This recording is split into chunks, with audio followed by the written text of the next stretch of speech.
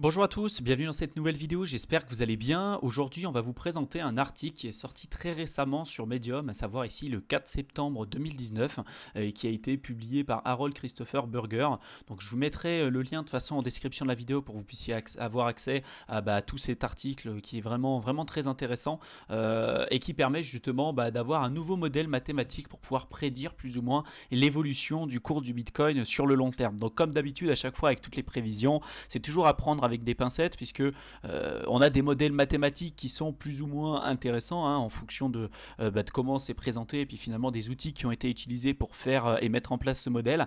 Et néanmoins, ça permet encore une fois de mettre une pierre à l'édifice et voir finalement si les différents outils qu'on vous a déjà présentés sur la chaîne YouTube déjà convergent vers un prix commun et puis finalement vous faire votre propre idée également là-dessus. En tout cas, tous les modèles mathématiques qui ont été développés jusqu'à présent sur le Bitcoin, tout se porte à croire justement d'une évolution positive sur le long terme. En tout cas, nous on est vraiment persuadés de ça jusqu'à présent et cet article justement corrobore un petit peu également notre pensée là-dessus. Donc je vous mettrai le lien en description de la vidéo et avant d'entamer tout ça et de vous présenter plus globalement le projet justement de cette personne-là et de ses recherches, je vous invite tout de suite à vous abonner à notre chaîne YouTube pour ne pas rater nos prochaines vidéos, surtout si vous vous intéressez au domaine des crypto-monnaies et plus particulièrement à l'investissement dans le domaine des crypto-monnaies, puisque c'est un sujet qu'on traite justement principalement sur notre chaîne YouTube. Et puis également pour les débutants qui veulent aller plus loin, vous avez notre e-book entièrement gratuit que vous pourrez retrouver tout simplement en cliquant dans le lien qu'on aura mis dans la description. Ça vous donnera une démarche à suivre justement pour pouvoir commencer correctement vos premiers investissements dans le domaine des crypto-monnaies.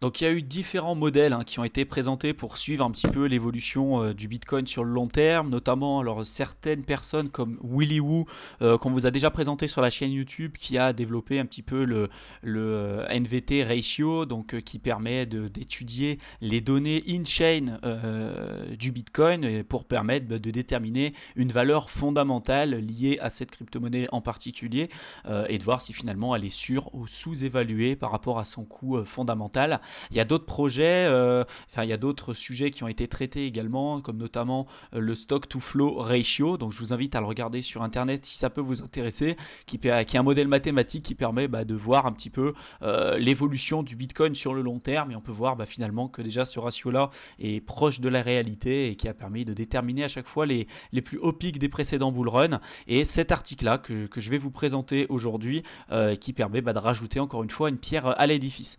Donc là, en fait, le modèle qui vous est présenté ici, je vous le montrerai après, mais je vais déjà un petit peu vous expliquer comment il a fait tout ça. Au départ, donc, il a analysé un petit peu déjà sur une échelle linéaire, un petit peu l'évolution du cours de Bitcoin. Donc là, vous voyez que sur une échelle linéaire, malheureusement, les précédents, les pics en fait qui arrivent à chaque fois permettent de complètement atténuer les différents pics qu'on avait sur les années notamment 2011, 2013. Il y en a eu un autre en 2014 et en fait, en échelle linéaire, on voit pas grand chose. Vous voyez, c'est pas forcément intéressant de regarder ça.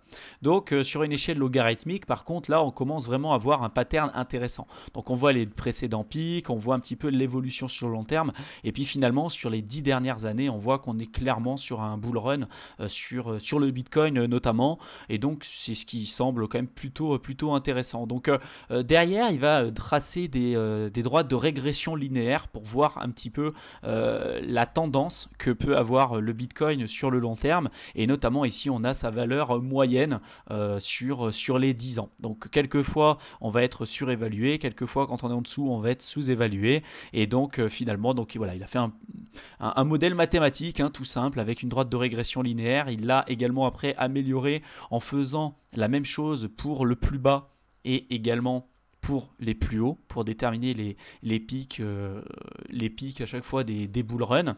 Et tout ça, ces deux droites-là convergent vers justement vers des prix en particulier. Et donc voilà, il vous explique un petit peu tout ça sur cet article. Donc je ne vais pas rentrer dans la technique, vraiment comment il a développé le modèle, etc. En tout cas, voilà, il a fait des projections, il a fait des droites de régression linéaire, il a tout mis en échelle logarithmique, etc.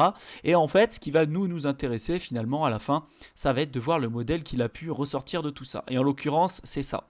Donc en fait, vous avez en vert ici, bon, déjà vous avez les différentes lignes. Ici, vous avez la valeur moyenne, entre guillemets. Là, vous avez la droite de régression linéaire qui a permis de déterminer en fait les plus hauts des précédents bull run. Et là, ici, vous avez à chaque fois les plus bas en général. Et donc on voit que les deux droites, les trois droites finalement de régression linéaire convergent petit à petit. Vous voyez que ça se resserre petit à petit. C'est normal. Le Bitcoin, donc on sait qu'il y a un nombre de coins qui sont limités sur le temps. Il y en aura 21 millions, pas un de plus. À chaque fois, on perd de plus en plus de Bitcoin. Donc ce qui fait que les 21 millions aujourd'hui, on sait qu'on a entre 4 et 5 millions de perdus. Mais au fur et à mesure du temps, plus le nombre de personnes sera important et qui rejoindront justement l'écosystème blockchain et plus particulièrement celui du Bitcoin, plus les volumes de transactions seront importants, plus le market cap sera important et donc plus finalement la volatilité diminuera et donc on arrivera à un moment donné où ces droites-là convergeront vers un point commun vers lequel justement il y aura plus beaucoup justement de variations de prix. Un peu comme on peut l'avoir avec nos monnaies fiduciaires à l'heure actuelle, même si aujourd'hui il y a certaines personnes qui disent que le Bitcoin est beaucoup trop volatile contrairement à nos monnaies fiduciaires qui elles ne le sont pas.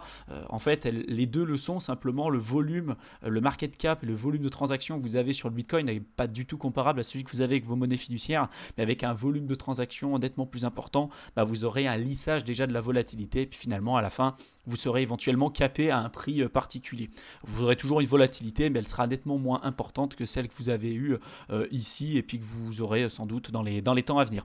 Donc ces trois droites en fait convergent vers un point particulier. Alors c'est pas la peine qu'ils fassent une projection jusqu'en 2150, c'est pas la peine, mais simplement en fait quand vous avez ici le mouvement en vert, cet espace ici en vert, c'est le prix minimum qu'aura un Bitcoin à partir d'un moment déterminé et ici c'est les pics à chaque fois des bull runs et en fait ce qui va vous expliquer c'est notamment que le prix par exemple atteindra 100 000 $ par Bitcoin d'ici 2021 et d'ici à 2028 au plus tard et justement après 2028 le prix ne sera jamais inférieur à 100 000 $. Donc en fait c'est ça qui est intéressant, c'est qu'en vert si vous regardez en 2028, vous voyez alors là 2028 vous regardez en vert, on est à peu près à 100 000 $. On est à peu près à 100 000 $ au minimum. Et par contre, en 2021, là, vous avez un prix, si on atteint le pic de prochain bull run, notamment selon ce modèle, on serait à peu près à un pic de 100 000 $ en 2021, mais à un prix minimum en 2028, 200 000 $. Et finalement, il explique exactement la même chose avec le 1 million de dollars par Bitcoin. Alors, ça ne devrait pas arriver avant 2028, mais justement, pas au plus tard, après 2037, on aurait déjà atteint ce montant-là. Et justement, après 2037, le prix sera jamais inférieur à 100 000 $. Donc c'est ça en fait qui est intéressant, c'est que vous avez à un moment donné une date à partir de laquelle on va atteindre un prix particulier, et après vous avez une date à partir de laquelle on ne descendra pas en dessous de ce prix-là. Selon ce modèle, encore une fois, c'est vraiment à prendre avec des pincettes, puisqu'il y a une différence entre les modèles mathématiques et puis finalement la réalité, mais encore une fois, on voit que tous les modèles qui existent jusqu'à présent tentent à montrer que le Bitcoin est encore au tout début de sa course et qu'il n'est pas encore prêt à s'arrêter. Donc j'espère en tout cas que cette vidéo aura pu vous intéresser. Je vous invite à lire tout l'article en entier pour vous faire une vision objective un petit peu des recherches qui ont été effectuées, puis finalement si ça vous semble pertinent ou non. Vous avez à chaque fois également toutes les sources qui ont été utilisées pour mettre cet article en ligne, tout simplement. Donc je vous invite à aller le lire, de nous dire ce que vous en avez pensé, quels sont les modèles que vous utilisez pour suivre un petit peu le cours du Bitcoin et des crypto-monnaies en général. Pour vous, voilà, quel est votre target pour le prochain bull run, quand est-ce que vous souhaitez vendre, etc. Quelle stratégie vous avez décidé d'adopter sur le long terme. Ça nous intéresse un petit peu de comparer tout ça ensemble. Donc dites-nous un petit peu ce que vous en pensez à l'issue de cette vidéo. J'espère en tout cas que ça aura pu vous aider, vous éclairer dans vos recherches et dans vos analyses dans le secteur des crypto-monnaies. Comme d'habitude, laissez-nous un pouce bleu, commentez et partagez au maximum les vidéos autour de vous pour nous aider à nous faire connaître et pour nous encourager à continuer ce qu'on fait. Et puis également pour ceux qui veulent aller plus loin avec nous, vous avez tous les liens qu'il faut en description de la vidéo. Je vous invite également à aller voir le plus souvent possible notre blog. On publie généralement énormément de contenu qu'on ne publie pas sur la chaîne YouTube. Donc voilà, pour ceux qui veulent avoir des compléments d'information, vous aurez tout ce qu'il faut sur notre blog. Je vous souhaite une excellente fin de soirée et puis j'espère vous retrouver dans une prochaine vidéo. Salut!